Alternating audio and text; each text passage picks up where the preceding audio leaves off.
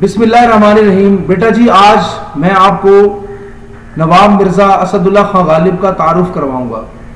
तो इनका बेटा पूरा नाम है नवाब मिर्ज़ा असदुल्ला खां बेग गालिब।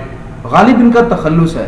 तखल्लुस वो नाम होता है जो शायर अपनी शायरी में अपने असल नाम की जगह पे इस्तेमाल करता है। तो मिर्ज़ा गालिब जो है उर्दू अदब में क्यों इतनी अहमियत रखते हैं, क्या ऐसी वजह है कि इन पर सबक लिखा गया और इनकी गज़लों को सिलेबस का हिस्सा बनाया गया, ये वजूहात आज मैं आपको बताने लगा। प्यारे बच्चों, एक चीज़ आपने हमेशा याद रखनी है कि जब भी आपसे कोई पूछे कि उर्दू ज़ुबान के सबसे बड़े शायर कौन हैं, तो आपने बेटा जिस शख्सियत का नाम लेना है वो है नवाब मिर्ज़ा असदुल्ला खां गालिब। तो इनको उर्दू का सबसे बड़ा शायर कहा जाता है। गालिब 1797 में, ये बेटा कितना लिखा है 1797 में पैदा हुए और 1869 में ये वफात पा गए। तो असल नाम असदुल्ला खां बेग गालिब और तखल्लुस गालिब था। आप आगरा में पैदा हुए। आगरा जो है बेटा जी, ये वो शहर है जहां पे ताजमहल है। तो ताजमहल भी अभी मैं आपको दिखाता हूं कि कौन सी इमारत है उसे ताजमहल कहा जाता है। ये जो बेटा आपके सामने इमारत नजर आ रही है, इसका नाम है ताजमहल। ये मुगल बादशाह शाहजहां ने बनवाया था। और आपने ये दो चीजें इसके हवाले से याद रखनी है कि ताजमहल किस शहर में है, आगरा में है, और गालिब भी कहां पैदा हुए, आगरा में। वालिद का नाम मिर्जा अब्दुल्ला बेग था। तो आपने ये भी बेटा याद रखना है कि गालिब के अबू का नाम क्या था, मिर्जा अब्दुल्ला बेग। गालिब की उम्र 5 बरस थी कि उनके वालिद एक लड़ाई में मारे गए। तो ये फौज में मुलाजमत करते थे। तो 5 साल की उम्र थी गालिब की जब इनका इंतकाल हो गया। वालिद के इंतकाल के बाद मिर्जा की परवरिश उनके चचा नसरुल्ला बेग के सुपुर्द हुई। तो उनके चचा का क्या नाम था बेटा, ये भी आपने याद रखना है, नसरुल्ला बेग। नसरुल्ला बेग क्या करते थे, जो अंग्रेजी फौज में मुलाजिम थे, वो भी जल्द ही इंतकाल कर गए। तो ये अपनी वालिदा के साथ दिल्ली आ गए। बचपन में उन्होंने शेख मुअज्जम से तालीम पाई। बाद में उन्होंने अब्दुल समद से फारसी में महारत हासिल की। तो ये आपने बेटा याद रखना है कि उनके पहले उस्ताद का नाम क्या है, तो ये देखिए लिखा हुआ है शेख मुअज्जम। और फारसी में महारत किससे हासिल की, अब्दुल समद से। दिल्ली में 13 बरस की उम्र में उनकी शादी नवाब इलाही बख्श मारूफ की बेटी से हुई। तो कितने साल के थे गालिब जब उनकी शादी होगी, 13 बरस की।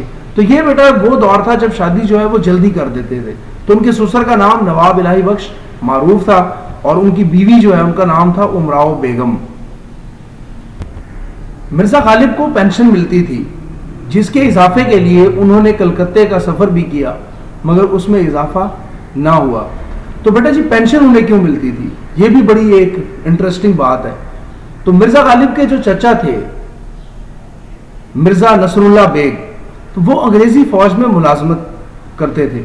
उससे पहले वो क्या करते थे, उससे पहले बेटा जी वो कलकत्ता में एक कला था, ठीक है, जैसे ये लाहौर के अंदर एक कला है, तो ऐसा एक कला था वहां पे जहां पे एक अंग्रेज, उसका नाम था लेक, उसने उसमें हमला किया था। जब कलकत्ता शहर पे हमला किया तो मिर्जा नसरुल्ला बेग ने वो आसानी से उनके हवाले कर दिया, जिसके एवज अंग्रेजी फौज ने उनकी 1700 रुपये तनख्वाह मुकर्रर की और उनको 400 घुड़सवारों का रिसालदार यानी हेड, 400 घुड़सवार फौजियों का हेड उनको बना दिया गया। तो उनके इंतकाल हो गया। तो उनके इंतकाल होने की बाद फिरोजपुर एक रियासत हुआ करती थी, उसके नवाब थे नवाब अहमद बख्श। तो उन्होंने अंग्रेजी हुकूमत से गालिब की फैमिली के लिए 10,000 रुपए की पेंशन जो है या एक वजीफा जो है वो मंजूर करवाया था। तो ये इनको मिलता था। लेकिन बाद में 1857 की जंग आज़ादी के बाद में ये उनका जो ये पेंशन मिलती थी ये भी खत्म हो गई।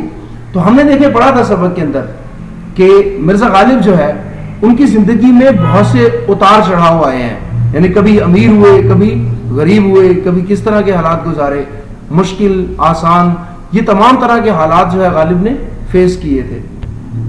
चुनाचे मुआशी तंगदस्ती की वजह से, यानी जब पैसा खत्म हो गया, तो 1857 में बादशाह की मुलाजमत इख्तियार कर ली।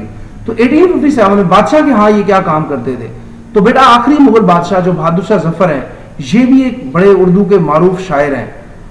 तो ये उनकी शायरी में इस्लाह करते थे, यानी बहादुर शाह जफर शायरी में किससे इस्लाह लेते थे? मिर्जा गालिब से। 1857 में जंग आज़ादी की वजह से पेंशन भी बंद होगी और शाही मुलाजमत भी जाती रही। यानी 1857 की जब जंग आज़ादी हुई तो बादशाही गिरफ्तार हो गए थे, तो गिरफ्तार करके उनको यहाँ से बर्मा जो आज कंट्री है रंगून, तो वहां पे ले जाकर उनको एक किले के अंदर बंद कर दिया गया था। नवाब यूसुफ अली खां वाली रामपुर ने 100 रुपये माहवार वजीफा मुकर्रर किया जो ताहयात उन्हें मिलता रहा। यानी उम्र के आखिरी हिस्से में जब कोई उनके पास जॉब ना रही तो नवाब यूसुफ अली खां, ये वाली मतलब नवाब, हेड, रामपुर की रियासत के नवाब थे, तो उन्होंने इनका 100 रुपये माहवार वजीफा मुकर्रर किया, यानी हर महीने उनको 100 रुपया मिलता था। उम्र का आखिरी हिस्सा बीमारियों में गुजारा, उन्होंने दिल्ली में वफात पाई और वहीं दफन है। तो जिस इलाके में गालिब दफन है उस मोहल्ले को कहते हैं गालिब की हवेली। यानी गालिब की हवेली वो गली मशहूर है जहां पे मिर्जा असदुल्ला खां गालिब की कब्र है। तो बेटा अब आपने एक चीज याद रखनी कि नवाब मिर्जा असदुल्ला खां गालिब ने उस दौर के अंदर उस दर्जे की शायरी की कि जिस मयार को आज के दौर के शायर भी बरकरार नहीं रख पाते। तो यही वजह है कि मिर्जा गालिब को उर्दू का सबसे बड़ा शायर गर्दाना चाहता है, कहा जाता है उनको। मिर्जा गालिब ने उस दौर के अंदर इंतखाब का उसूल अपनाया है, यानी आपने जो भी अशार लिखे हैं उनमें से कुछ सिलेक्शन करनी है। उस दौर में होता क्या था कि अक्सर शुआरा जो भी कलाम लिखते थे वो सारा शाया करवा देते थे, अपनी किताबों का हिस्सा बनवा देते थे। लेकिन आज के जदीद दौर में इंतखाब किया जाता है, यानी अच्छी अच्छी शायरी जो है वो अपने नाम से शुआरा किताबों में लिखवाते हैं, नहीं तो अपने दीवान में उसको शामिल नहीं करते हैं। तो गालिब ने ये उसूल देखिए बेटा एक सदी से ज्यादा अरसा पहले अपनाया था। तो यही वजह है कि गालिब को आज तक उर्दू का सबसे बड़ा शायर माना जाता है। तो बेटा उम्मीद है कि ये बातें आपको काफी फायदा देगी और सबक को समझने में आपको आसानी होगी। तो आज का काम हमारा इतना ही है। अल्लाह हाफिज।